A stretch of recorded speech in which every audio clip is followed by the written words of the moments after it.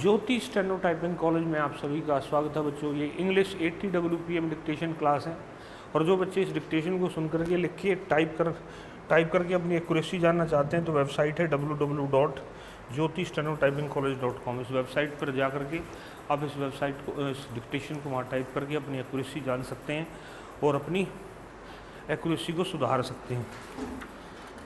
तो dictation start after 5 second.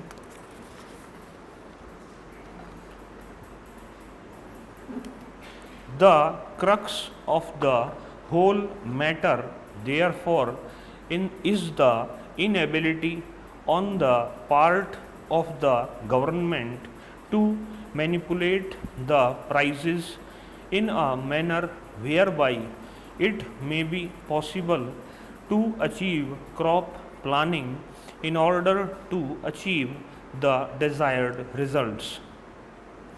As long as this price structure is allowed to move in the manner in which it is moving today, whatever may be the policy of the government, however much credit they may pump into the agricultural sector, whatever the amenities they may give to the agriculturists, it will not be possible for us to achieve the targets in the manner in which we want to achieve. I would have been satisfied if, as a result of this increased agricultural production, the farmer was better off.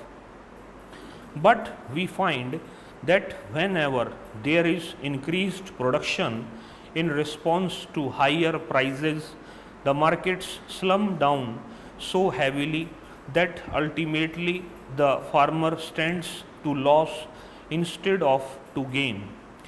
Therefore, the farmer loses both ways and the country also loses.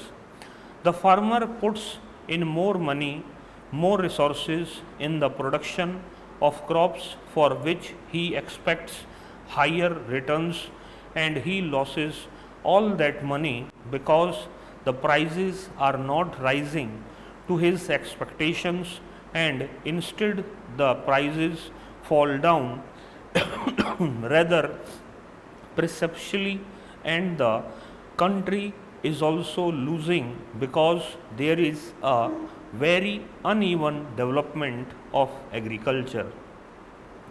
Therefore, the crux of the whole problem is not just to hold the price line or just to see that black marketing is avoided. That is only one part of the job, a very important part of the price policy, and that has got to be kept in mind. I am not against it. In fact, I am all for it, and I blame the government for not being able to do it so far. But this is another aspect of the price policy to which the Planning Commission, it seems to me, has not applied its mind properly so far, namely the use of price policy as an instrument of crop planning, and as long as the particular tool is not utilized for this objective, it will not be possible for us to have a planned development of our economy. Then there is the question of incentives. We are now told every time that unless incentives are given, it will not be possible for us to develop our economy.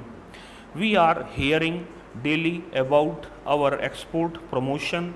Now, the problem of incentives also to be viewed in terms of the objective of the development of a socialist economy in our country, and not just from the point of view of earning more and more foreign balances. I am not in any way belittling the problem of foreign balances, but Ultimately, the problem of foreign balances has significance and meaning only in terms of the objectives that the 10th plan has set before it. Therefore, when we were talking of incentives in order to earn more foreign balances, we have also to think of incentives in terms of achieving the objectives that we have got in mind. I was therefore disappointed to read the speech of the planning minister, as he said, as the planning minister at the Indian Labour Conference, in which he seems to have indicated a new approach to the problem of wages. His approach has passed through three stages. In the first stage, just after the general election, the planning minister came out with a statement that he was thoroughly dissatisfied with the way in which the wage structure had developed and that he meant to do something about it. He categorically stated that the real wages had not increased because of intransigence of the management, and he further stated that he wanted to do something about it. Then there came about a discussion as to what could be done, and all the financial newspapers in this country came out with the theory that wages could be increased only if productivity is increased, and therefore wages should be linked with productivity. That was the second stage, namely, increase productivity and wages will be increased. That was the slogan, or that was the principle which was accepted even by the industrialists.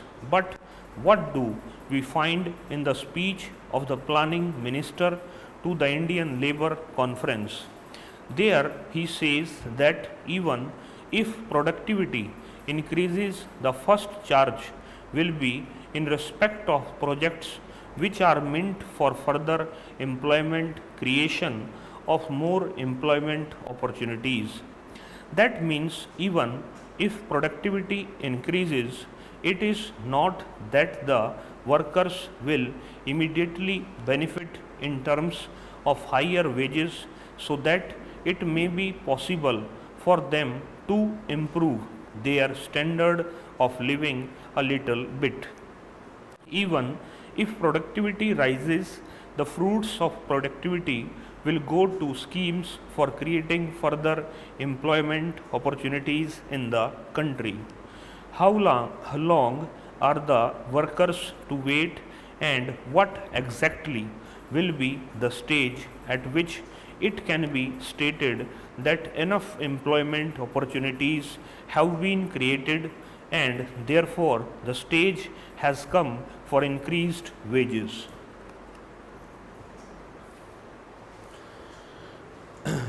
Website पर Jyoti steno typing college .com website पर इसको लगा दिया गया है।